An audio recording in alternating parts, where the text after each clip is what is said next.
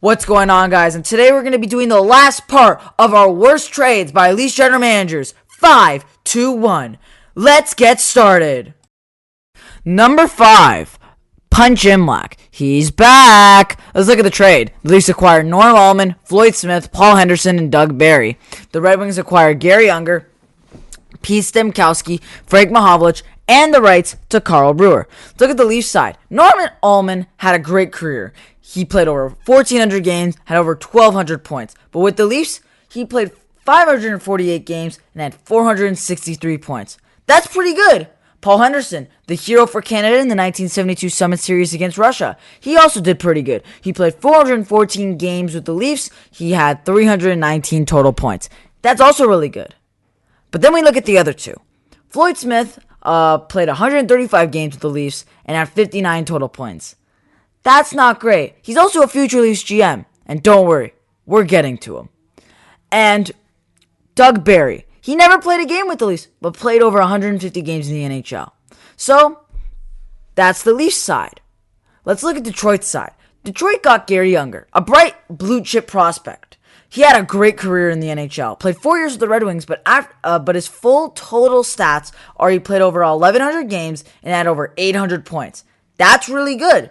While Pete Stemkowski also played 4 years with the Red Wings, and his post-Toronto NHL stats are he played 807 games and had 501 points. That's actually really good as well. Now we get to Carl Brewer. Carl Brewer, his rights were traded because he hated Imlach, Punch Imlach, and wouldn't play for the Leafs. His post-Toronto stats are 140 games, 6 goals, 64 assists, 70 total points. But he played 1 year with Detroit where he had 70 games, 39 points. He played half his games with the Red Wings. And now we get to the main piece. The Big M, the Hall of Famer, one of the best Maple Leafs in franchise history, Frank Mahovlich. Frank Mahovlich had a great career. He had played a lot of years with the Leafs and played with the Red Wings and played with the Canadiens. He played over 1,100 games and had 1,103 points and over 500 goals. After leaving the Leafs, he played 514 games and had 564 total points and won 2 cups with the Montreal Canadiens. This was a horrible trade, and it hurt the Leafs. You never trade the best player and a blue chip prospect in the trade unless you know you're getting something back. Norm Allman did pretty good with the Leafs. Paul Henderson did pretty good with the Leafs. But still, like I always said, like I've said in the last 2 videos, when you're trading your best player, you're never going to get the same value. But then adding a blue chip prospect makes this a terrible trade. Number 4, Brian Burke. Let's look at the trade. The Leafs acquired the 22nd pick in the 2011 draft, while the Ducks acquired the 30th and 39th picks in the 2011 draft.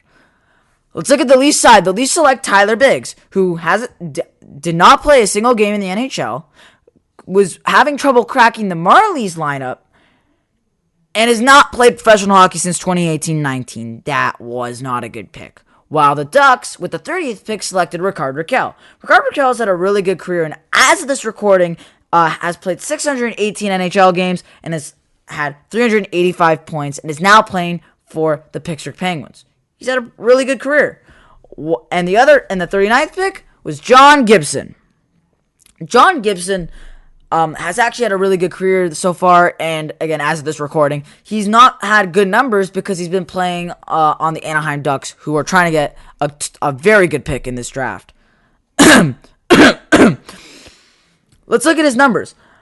He has played 412 games. He has a save percentage of .913 and has a goals against average of .277. As well, in 2015-16, he won the William M. Jennings Trophy.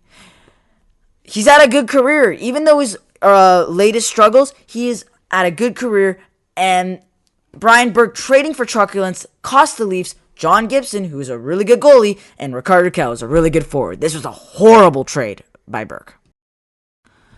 Number 3, John Ferguson Jr. Let's look at the trade. The Leafs acquire Andrew Raycroft. The Bruins acquire the rights to Tuukka Rask. Let's first look at Andrew Raycroft. Andrew Raycroft did not do well in his 2 years in Toronto. He had an .894 and .876 save percentage in his 2 seasons with the Maple Leafs. He ended his career with a .900 save percentage and a .289 goals against average. But he won the Calder Trophy in his first full year with the Boston Bruins, which is very good. But after that, he really wasn't the same goalie. While the Bruins got Tuukka Rask, one of the best goalies of the decade, one of the best goalies in NHL history, and the best goalie in Bruins history. He won a Vezina, a William M. Jennings Trophy, and a Stanley Cup. He also backstopped the Bruins to 2 Stanley Cup finals, but both losses. Let's look at Tuukka's stats. Tuukka Rask played 564 games, had a goals against average of .228 and a save percentage of .921. This trade is bad, and I put it 3, but my dad disagrees. My dad thinks it should not be one of the top 3 worst deals. He thinks that what if Tuukka Rask didn't develop? But here's the thing: if ifs or buts were candy or nuts, the Leafs would have won a cup by now and the salary cap would be over $100 million. But guess what? Neither of those have happened yet. So I decided to make a compilation to show why this is such a bad deal. I got every Leafs goalie that played with the Leafs from 2008-09 to 2020-2021. Tuukka Rask's career. Now, let's show the compilation.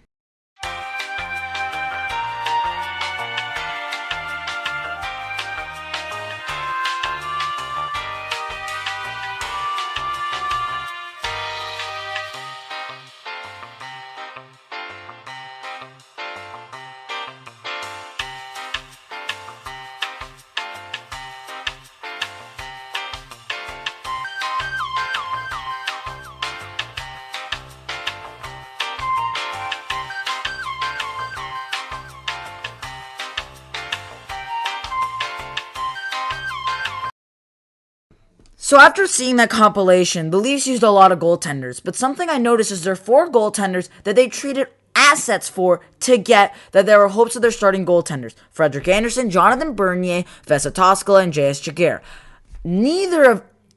Every single one of them was not there for more than 5 years. Frederik Andersen was there the longest, for about 5. But that's it. That's the longest one. They traded all those assets. They traded multiple first-round picks. They traded other goalies. They traded multiple picks for goaltenders who weren't there for 5 or more years because they were looking for that starting goaltender that can help them. Well, they had it right in front of their noses. That's the thing that's most frustrating about this deal is Andrew Raycroft was great, but he wasn't playing good. Boston was trying to trade him, or they were going to place him on waivers. And the Leafs could have had him for free if they placed him on waivers. They didn't have to get desperate and trade for him because they traded a Stanley Cup winning goalie for a mediocre goalie. And that's why this is such a bad deal. Sorry, not bad, horrific. Number 2, Cliff Fletcher. He's back. Let's look at the trade. The Leafs acquire Wendell Clark, Matthew Schneider, and DJ Smith. The Islanders acquire Sean Haggerty, Darby Hendrickson, and Kenny Jonsson, and a first-round pick in 1997. Let's first look at the Leafs side. So Wendell Clark, again, an all-time Leaf favorite, raised up into the rafters of Scotiabank Arena, one of the best Leafs, was reacquired, and he only played 131 games with the Leafs. He didn't really do much. DJ Smith, he only played 11 games with the Leafs. And Matthew Schneider played 1,289 games in the NHL, was a top-pair defenseman, only played 121 games and got 60 points for the Leafs. The Leafs didn't get much in this trade, while the Islanders got 4 pieces, and there were some good ones. Sean Haggerty played 14 games in the NHL. That wasn't much. Darby Hendrickson was a 4th-line center and was traded after 56 games with the Leafs. So he played another 513 games in the NHL and then came back to the Leafs as well. But then we get to the 2 big pieces. Number 1, Kenny Johnson, a good young defenseman who worked well with Larry Murphy. He was traded only after 93 games in the NHL. He played another 676 games with the New York Islanders. And the first round pick. The best thing to come from anything in this trade, the Leafs traded, again, a pick ahead. And this was made in 1996. This pick was 97. The Leafs did not do well this year and got the 4th overall pick, which was Roberto Luongo. Roberto Luongo is a Hall of Famer. He won the William M. Jennings Trophy winner. He's played over 1,000 games in the NHL. He has a career .919 save percentage and a .252 goals against average. He played from 1999-2000 to 2018-19, almost 2 decades in the NHL. But the Leafs needed a goalie, just like Tuukka Rask. The Leafs needed a goalie, and again, they didn't get him. This trade was horrific. My dad thinks this is the worst deal made by any Leafs GM, but I disagree because the trade that's coming up right now is bad. This trade was horrific. The last trade is one of the worst trades in NHL history and the worst trade made by a Leafs GM.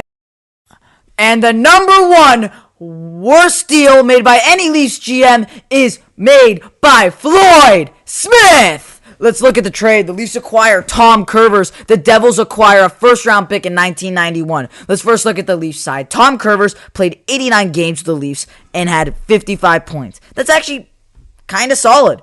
And he actually had a very solid career. He played 659 games and had 421 points. Again, solid. But what the Devils got was way better. The Devils got their first-round pick in 1991, 2 years later. And the Leafs did not do good in 1991. That caused the Devils to get their 3rd overall pick. That turned out to be Hall of Famer, Cup winner, Norris winner, Conn Smythe winner, Scott Niedermayer. Scott Niedermayer, like I said, was one of the best defensemen in Devils history and one of the best defensemen in NHL history.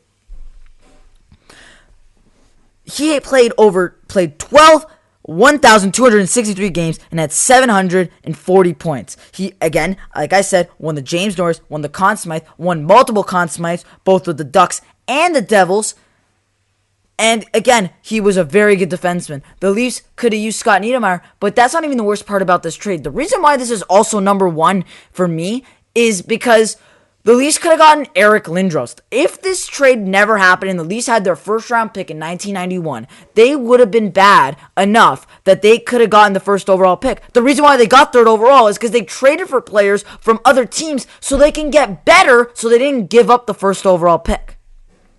The Leafs could have had Wendell Clark and Eric Lindros, and maybe even in the future, Eric Lindros and Matt Sundin and Doug Gilmour. The possibilities the Leafs could have had if this trade didn't happen were outstanding and would have maybe helped the Leafs win a Stanley Cup. But sadly, it didn't, and this is the worst deal made by any Leafs GM.